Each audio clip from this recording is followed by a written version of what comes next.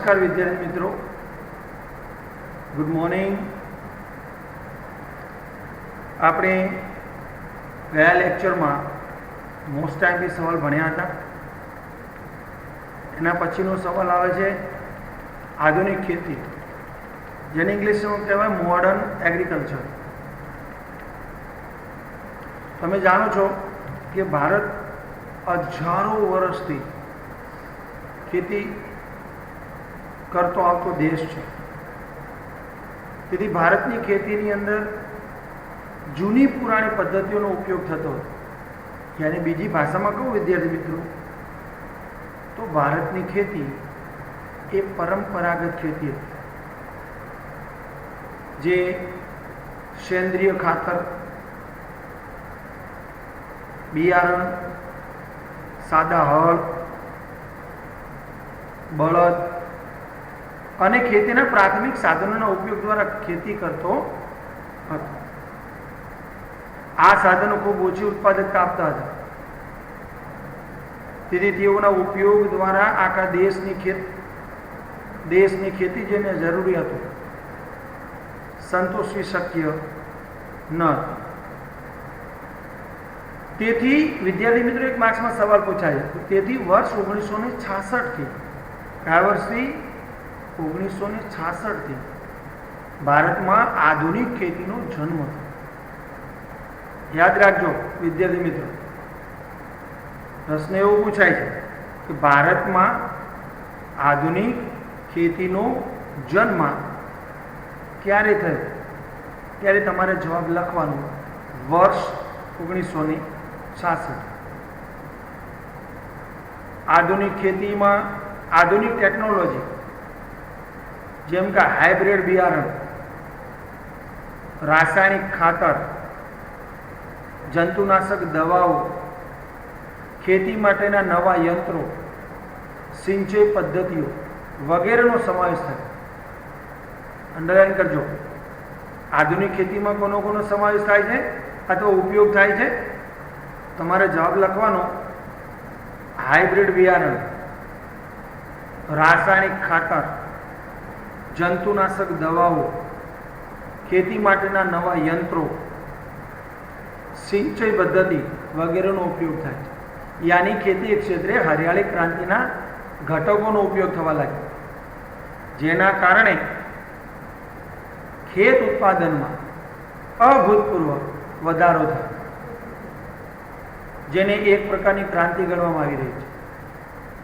આ ક્રાંતિ ખેતી ક્ષેત્રમાં થયેલ હોવાથી તેને હરિયાળી ક્રાંતિ કહે છે. વિદ્યાર્થી મિત્રો, તો આધુનિક ખેતીની અંદર પહેલો પોઈન્ટ આવે છે હરિયાળી ક્રાંતિ, ગ્રીન રિવોલ્યુશન. હાલાક નહીં વિદ્યાર્થી મિત્રો, તો વર્ષ 1966-61 ખેતી ક્ષેત્રની નવી ટેકનોલોજીનો ઉપયોગ ભારતના માત્ર 7 જિલ્લાઓ પ્રોજેક્ટ રૂપે કરવામાં આવ્યો હતો,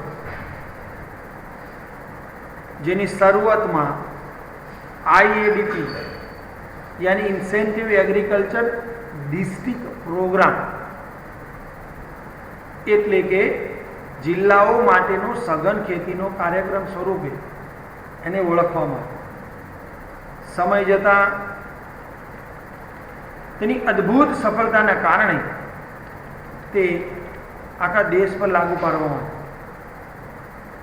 આવે અને ત્યારે તેને HYVP એટલે કે હાઈ યલ્ડિંગ વેરાયટીઝ પ્રોગ્રામ, એટલે કે ઊંચી ઉત્પાદકતા આપતી જાતોનો કાર્યક્રમ નામથી ઓળખવામાં આવે, જેને આપણે હરિયાળી ક્રાંતિના નામથી પણ ઓળખવામાં આવે છે. આ ઉપરાંત તેને આધુનિક ખેત ટેકનોલોજીનો કાર્યક્રમ અથવા તો બિયારણ, ખાતર અને પાણીની ટેકનોલોજીનો કાર્યક્રમ તરીકે પણ ઓળખવામાં આવે છે. વિદ્યાર્થી મિત્રો, પ્રશ્ન પૂછાય કે હરિયાળી ક્રાંતિ બીજા કયા નામથી ઓળખાય છે? તો તમારે જવાબ એવો આપવાનો છે કે આધુનિક ખેત ટેકનોલોજીનો ઉપયોગ અથવા તો બિયારણ, ખાતર અને પાણીની ટેકનોલોજીનો કાર્યક્રમ તરીકે ઓળખવામાં આવે છે. તો હરિયાળી ક્રાંતિની સામાન્ય વ્યાખ્યા આપી શકે કે ખેતી ક્ષેત્રે હેક્ટર દીઠ ઉત્પાદનમાં વધારો કરી શકાય તેવા,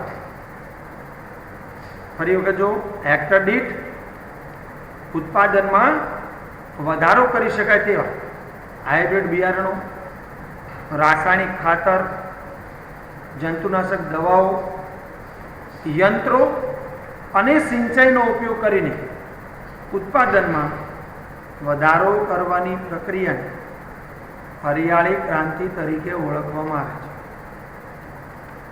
નંબર 2 છે પાકની ફેરબદલી, મલ્ટિપલ ક્રોપિંગ. પાકની ફેરબદલી, મલ્ટિપલ ક્રોપિંગ યાની પાકની ફેરબદલી એ દેશમાં લેવાતા જુદા જુદા પાકો માટે ઉપયોગમાં લેવાતી ખેડાણ પામેલ જમીનના વિસ્તાર દ્વારા મેળવી શકાય છે. પાકની ફેરબદલી એ ખેતી કાર્યક્રમોનું સ્વરૂપ દર્શાવે છે. સામાન્ય રીતે 2 પ્રકારના આવા પાક છે. આપણે એના વિશે થોડું આગળ ભણી ગયા છે, પણ ફરી વખત આવે છે. એમાં પહેલું છે અનાજનો પાક અને બીજું છે અનાજેતર પાક. અનાજેતર પાકનું બીજું નામ છે રોકડિયા પાક. એને રોકડિયા પાક તરીકે પણ ઓળખવામાં આવે છે. તો અનાજના પાકોમાં ઘઉં, ચોખા, બરછટ અનાજ જેમાં બાજરી, જુવાર, મકાઈ વગેરે અને કઠોળનો સમાવેશ થાય છે. જ્યારે રોકડિયા પાકમાં વિવિધ તેલીબિયાં જેમાં મગફળી, તલ, એરંડો, સોયાબીન, અળસી, સૂર્યમુખી વગેરે ઉપરાંત શેરડી, રબર, કપાસ અને સનનો પણ સમાવેશ થાય છે. વિદ્યાર્થી, એના પછી પાક ફેરબદલી માટેના મુખ્ય 2 કારણો છે. એમાં પહેલું કારણ છે ટેકનોલોજીકલ પરિબળ અને બીજું છે આર્થિક પરિબળ. વિદ્યાર્થી મિત્રો, અહીંયા પ્રશ્ન પૂછાઈ શકે છે. એમાં ફરી વખત જો, પાકના મુખ્ય કેટલા પ્રકારો છે? તો જવાબ આવે 2, અનાજનો પાક અને અનાજેતર પાક. એવી રીતે બીજો પણ સવાલ પૂછાય છે કે પાકની ફેરબદલીના મુખ્ય કારણો કેટલા? તો મુખ્ય 2 કારણો. એમાં એક ટેકનોલોજીકલ પરિબળ અને બીજું છે આર્થિક પરિબળ. તો ટેકનોલોજીકલ પરિબળ કયા કયા છે? તો કોઈ એક વિસ્તારમાં પાકની ફેરબદલી, અંડરલાઈન કરજો, જમીન, આબોહવા અને વરસાદ વગેરે બાબતો પર આધાર રાખે છે. જમીન, આબોહવા અને વરસાદ નીચે અંડરલાઈન કરજો. દાખલા તરીકે મધ્યપ્રદેશમાં વર્ષો સુધી બાજરીનો પાક લીધા બાદ ચોખાનો પાક લેવામાં આવે છે. ભારતના ઘણા રાજ્યોમાં સિંચાઈની સગવડોના આધારે પર શેરડી, તમાકુ જેવા પાકો લેવામાં આવે છે. આ પાકની ફેરબદલી મૂડી, નવા બિયારણો, ખાતરો, ધિરાણની સગવડો વગેરેના આધારે શક્ય બન્યા છે.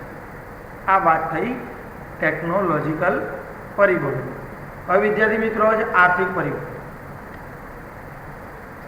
એટલે કે પાકની ફેરબદલી માટે આર્થિક પરિબળ ખૂબ જ અગત્યનું છે.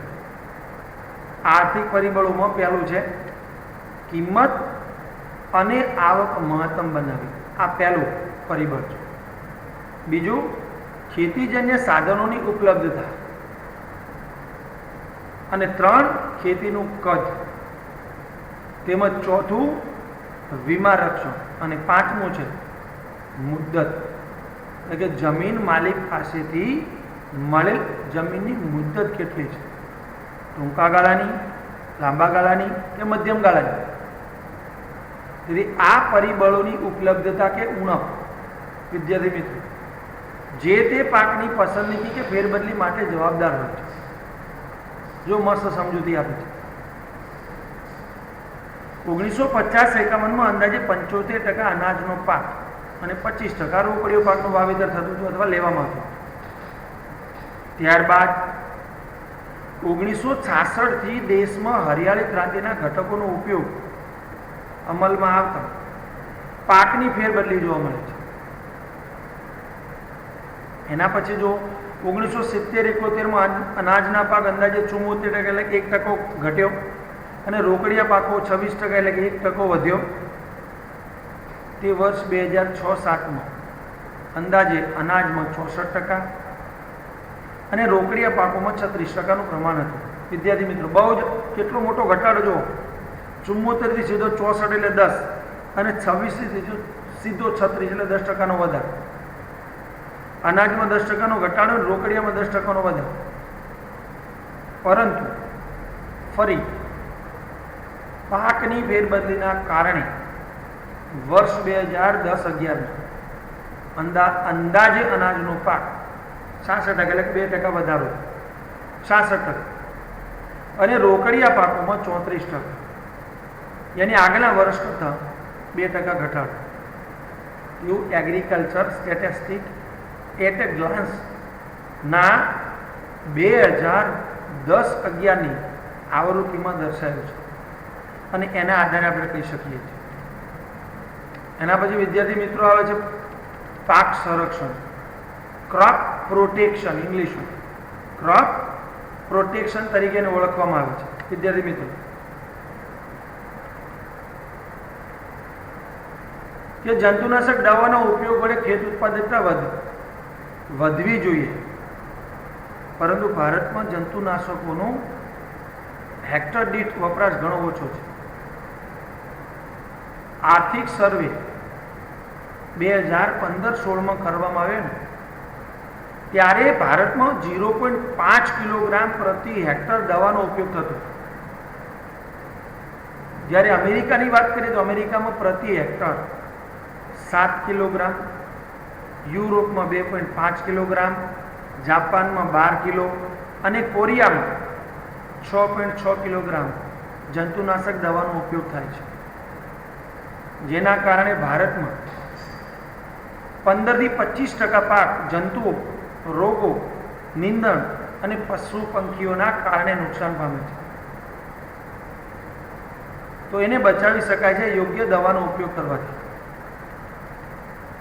જંતુનાશક દવાઓ વિશેની યોગ્ય માહિતીનો અભાવ, અંડરલાઈન કરજો, પ્રશ્ન આવે છે. નીચી ગુણવત્તાવાળી જંતુનાશક દવાઓ અને જંતુનાશક દવાઓના વપરાશ અંગેની માહિતીનો અભાવ એ ભારતના મોટા પ્રશ્નો છે. ભારતમાં થતા જંતુનાશક દવાઓના અયોગ્ય ઉપયોગ પર્યાવરણ અને માનવજાત માટે મોટા પ્રાણઘાત બની રહ્યા છે. એના પછી વાત કરીએ તો ભારતના ખેડૂતોને જંતુનાશક દવાઓના જુદા જુદા પ્રકારો અને તેના ઝેરીપણા વિશેની માહિતી આપવા માટે વિદ્યાર્થી મિત્રો એક સંસ્થા કાર્યરત છે, જેનું નામ છે CIBRC, યાની central insecticide board and registration committee. એ કાર્યરત છે, જે ખેડૂતોને માહિતગાર કરવા વિવિધ માર્ગદર્શિકાઓ બહાર પાડે છે, જે જંતુનાશકોના પ્રમાણ, ઉપયોગનો ગાળો અને ઝેરીપણા વિશેની સમજ આપે છે. આ માહિતીનો વ્યાપ ખેડૂતોમાં વધારવો જોઈએ, જેથી જંતુનાશક દવાઓ પર્યાવરણ સંવર્ધન બને, બિનઝેરી અને સસ્તી બને, જેથી નાના ખેડૂતો પ્રોત્સાહિત થાય અને આ દવાનો વપરાશ કરે અને ખેત ઉત્પાદકતામાં વધારો કરે. આ એનો મુખ્ય ઇન્ટેન્ટ છે. એના પછી છેલ્લું છે કૃષિ સંશોધન, એગ્રીકલ્ચર રિસર્ચ. વિદ્યાર્થી મિત્રો, 1 માર્ક્સમાં પૂછાય છે. ICAR એવી રિસર્ચ સંસ્થા છે જે કૃષિ ક્ષેત્રે નવા રિસર્ચ કરે છે. યાની ICAR નું પૂરું નામ પૂછાય છે, Indian council of agriculture research. એ એક એવી માત્ર સંસ્થા છે જે ભારતમાં વિવિધ કૃષિ સંશોધનો કરાવે છે, તે માટેની વ્યવસ્થાઓ કરે છે અને તે માટેની મદદ પૂરી પાડે છે. આ ઉપરાંત દેશમાં ખેતી સહિત બાગાયતી ખેતી, મત્સ્યપાલન અને પશુપાલન વિજ્ઞાન વિશે જ્ઞાન ફેલાવવામાં આ સંસ્થા મદદ કરે છે. ICAR એ હરિયાળી ક્રાંતિના વિસ્તાર માટે બહુ જ મોટું પાયાનું કાર્ય કરે છે. તેને રાષ્ટ્રીય અનાજ પ્રાપ્તિ અને પોષણયુક્ત રક્ષણ મળી રહે તે માટે શક્ય તેટલા પ્રયત્નો આ સંસ્થા કરી રહી છે. જે સંસ્થાનું નામ છે ફરી વખત ICAR, यानी Indian council of agriculture research है. विद्यार्थी मित्र, अँ सवाल पूरो थाय छे. फरी वखत जो एना पॉइंट आपणे जोई लीए के ए पॉइंट